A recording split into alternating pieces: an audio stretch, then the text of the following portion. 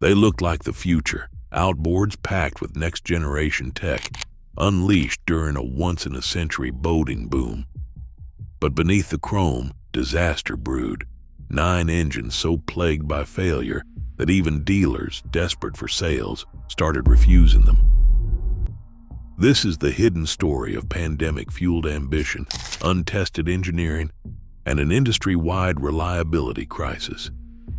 But what exactly pushed these engines over the edge, and why are dealers now walking away? The answers reveal more than just bad machines. In 2020, the outboard industry entered uncharted territory. Showrooms that once hustled to meet modest seasonal targets now faced a tidal wave of orders. As lockdown swept the globe, families with canceled vacations and grounded travel plans turned to the water. Dealers logged record sales, with some reporting triple their usual volume in a single quarter. Manufacturers responded by ramping up production, pushing out every available unit, sometimes shipping engines before all the bugs were worked out. By 2021, U.S. outboard sales soared past 330,000 units, a high not seen since the 1980s.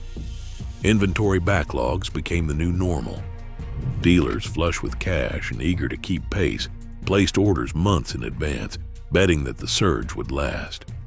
Warehouses filled with crates of new engines, and manufacturers dangled incentives, rebates, extended dating, and bonus cash for those willing to stock the latest high-tech models. Floor plan financing fueled the buying spree, with interest rates still manageable and lenders eager to underwrite the boom. The optimism was contagious. Boat builders launched new models designed around bigger, more advanced outboards, and marketing promised a seamless blend of power and digital control. For a brief moment, it seemed the industry had cracked the code. More technology, more sales, more satisfied customers. But beneath the surface, cracks began to form. The speed of the expansion left little room for caution. Dealers signed contracts for minimum purchase quotas, locking themselves into commitments that would haunt them as the market shifted. Inventory ballooned. By late 2022, some mid-sized dealerships carried over $2 million in unsold outboards, with interest and curtailment payments eating into margins each month. The pressure to move stock intensified. Engines that had barely left the factory were stacked 3 deep in showrooms and storage yards, waiting for buyers who might never arrive.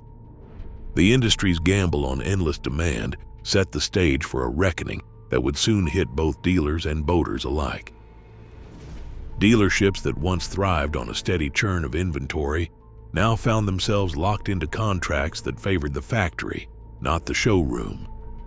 The rush to secure product during the boom years left many dealers on the hook for rigid purchase quotas, 30, 40, even 50 engines per year per model, regardless of how many actually sold. These agreements, signed in the optimism of 2021, offered little room for negotiation when demand cooled.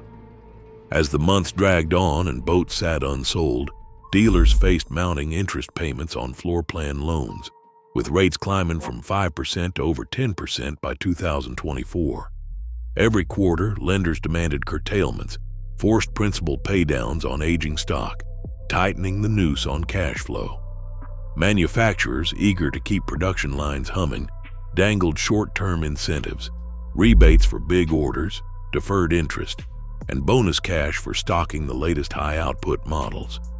Many dealers, fearing they would be left behind, took the bait. But when the market softened, those incentives vanished, leaving warehouses stuffed with engines that cost more to hold than they could ever fetch at retail. Auction houses filled with shrink-wrapped outboards, some models selling for 60 cents on the dollar. On paper, these engines were assets. In reality, they were anchors. The new generation of outboards promised more power, cleaner emissions, and digital integration. But with every leap forward came new complexity. Digital controls, dual prop gear cases, and proprietary software systems meant that even routine maintenance became a specialized and expensive affair. Parts costs soared, with some electronic modules and sensors doubling in price over just 2 years. Warranty claims piled up, often outpacing the margins on new sales. Dealers watched as the cost of honoring those claims, out-of-pocket labor, unreimbursed parts, and lost shop time erased profits and strained relationships with both customers and manufacturers. Caught between the pressure of manufacturer quotas and the reality of unsellable inventory, dealers began to question the wisdom of stocking engines that required more time in the service bay than on the water. The risk was no longer theoretical. For many, the only way to avoid financial ruin was to stop ordering altogether, even if it meant losing long-standing franchise privileges. The warranty strain was just beginning to show. The countdown to the industry's reckoning had started. The first cracks in the outboard revolution did not wait long to surface. Evinrude's E-Tech G2, once hailed as the future of two-stroke power, left its owners stranded almost overnight. After BRP pulled the plug on Evinrude in 2020, thousands of boaters woke up to find themselves orphaned. No more factory support, no new parts, and dealers desperate to dump inventory at half price. The technical promise of cleaner emissions and digital controls was quickly overshadowed by chronic injector failures, glitchy engine management modules, and wiring harnesses that corroded in humid climates. Service calls stretched into months. Some owners watched their boats sit idle through entire seasons, waiting for repairs that would never come. Meanwhile, the Mercury Verado V12 arrived with a different kind of shock. This 1,000-pound behemoth was designed to be the crown jewel of luxury offshore rigs, but its sheer mass rewrote the rules for hull compatibility. Dealers in Sydney and along the U.S. Gulf Coast started refusing orders, calling the V12 too big to service and too risky to sell. Showrooms filled with unsold stock as marinas struggled to find boats that could safely carry the weight. The integrated steering and transmission systems meant that even routine maintenance required factory-trained technicians and hours of labor. Labor costs soared, resale values tanked, and the flagship quickly became a liability on the showroom floor. Then came the stories from the water, stories that made even seasoned captains uneasy. The Mercury Verado L6, an earlier generation supercharged outboard, developed a reputation for saltwater corrosion in its shift shaft and lower gear case. Owners reported stiff shifting, sudden loss of drive, and in rare cases, boats left adrift offshore. Dealers along the Atlantic and Gulf Coast started turning away L6 trade-ins. Lawsuits and warranty disputes piled up, fueled by technician logs showing repeated failures in key shift components. Mechanics whispered about the risks of servicing these engines, especially as parts grew scarce and repair costs climbed. Each of these failures carried a different sting. For some, it meant financial loss and broken trust. For others, it was the risk of being stranded far from shore. Dealers, caught between angry customers and unsellable stock, began to draw a line, refusing to order, refusing to trade, and quietly warning buyers away. The promise of a maintenance-free future had curdled into a cycle of breakdown and abandonment, and the industry was only beginning to reckon with the fallout. Saltwater found its way into the Yamaha F350 from the inside out. What began as a promise of V8 reliability turned into a silent epidemic of internal rot. The engine's midsection, hidden beneath layers of paint and marketing, corroded from within, sometimes dissolving entire exhaust passages before owners even noticed. Service managers opened up F350s, expecting routine maintenance, and instead found the core of the engine flaking away, orange dust collected in the bottom of the housing. The fix wasn't a simple gasket swap. It meant a full teardown, a midsection rebuild, and thousands of dollars in labor, often for owners who had already lost weeks to diagnosis and parts delays. Yamaha's next flagship, the XTO Offshore, raised the bar for horsepower and complexity. But in the field, Its design demanded a new kind of loyalty from mechanics. Even basic repairs, like replacing a steering actuator or servicing the alternator, required the entire power head to be lifted off the midsection, a job that stretched routine service into a multi-day ordeal. Labor bills climbed past $3,000 for what was once considered standard upkeep. Dealers reported shop bays tied up for days at a time, with frustrated owners waiting out the high season on dry land. Each XTO in for service meant another slot lost, another customer on hold, and another round of calls to the parts distributor. Suzuki's DF350A, celebrated at launch for its dual-prop innovation, brought its own set of headaches. The extra propeller doubled the number of seals and moving parts in the lower unit. In heavy rain or after a summer storm, water found its way past the separator and into the fuel system, stalling engines and sending boats back to the dock on a tow line. Mechanics documented early corrosion on prop shafts and bearings, sometimes within the first 100 hours. Parts back orders stretched into months, and owners traded stories about service bills that outpaced the cost of a used car. In service departments, the mood shifted from pride to resignation. Engines that once symbolized a new era of boating now lined the shop floor, each waiting for a teardown, a rebuild, or a rare part that might never arrive. Maintenance had become a marathon, expensive, labor-intensive, and for many impossible to keep up with. The promise of high-tech reliability had turned into a cycle of endless service with no easy way out.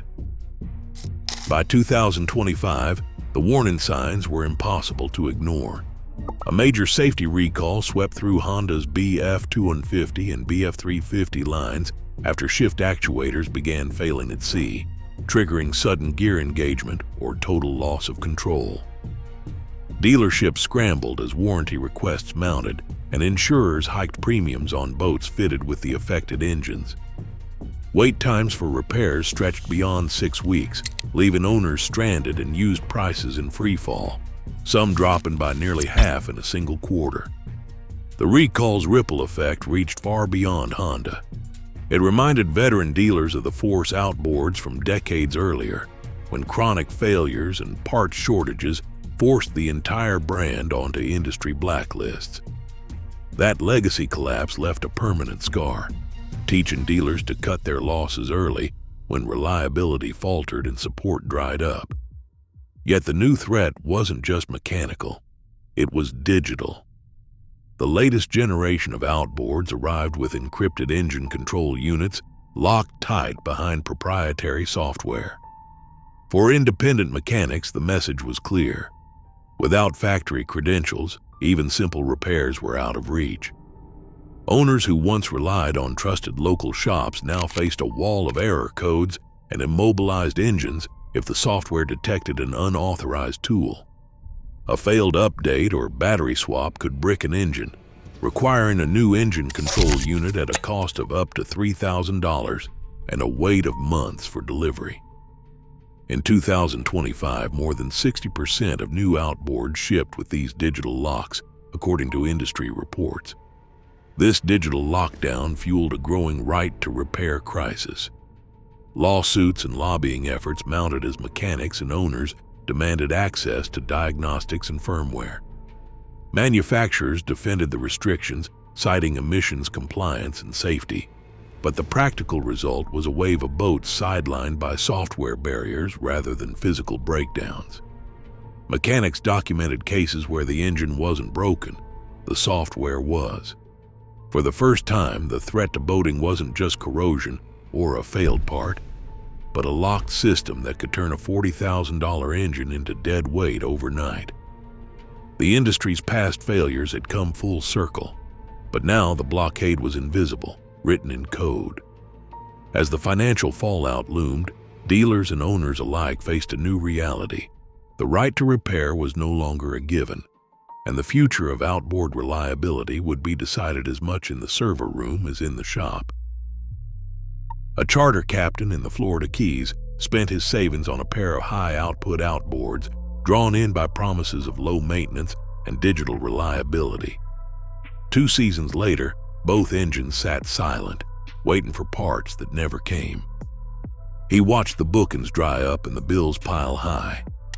When it came time to sell, the auction house offered just $14,000 for engines that had cost him over $40,000 new, barely enough to pay off the loans. His story is echoed in marinas from Sydney to Seattle, where once coveted models now stack up in rows, shrink-wrapped and unsold, waiting for buyers who never appear. Dealership finance managers sort through spreadsheets of losses, tracking the bleed as each month brings new curtailment notices and interest charges. Liquidation values have collapsed. Engines that cost $20,000 new might fetch just $12,000 at auction if they sell at all. Some models, plagued by warranty claims and part shortages, are discounted by up to 70% within 3 years. The numbers are stark. By 2025, more than 2 million outboards have been recalled or dumped at auction, with dealers recouping only a fraction of their investment. Behind every statistic is a human story.